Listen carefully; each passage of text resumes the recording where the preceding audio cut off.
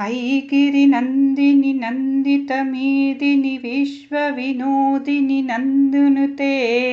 गिरिवरविन्द्यशिरोदिनि वासिनि विष्णुविलासिनि जिष्णुनुते भगवति हेसिति कण्ठकुटुम्बिनि भूरि कुटुम्बिनि भूरि कृते जय जय हे महिषासुरमर्दिनि रम्यकपर्दिनि शैलसुते सुरवरवर्षिणि धुर्धरदर्शिनि धुर्मुखमर्षिणि हर्षरते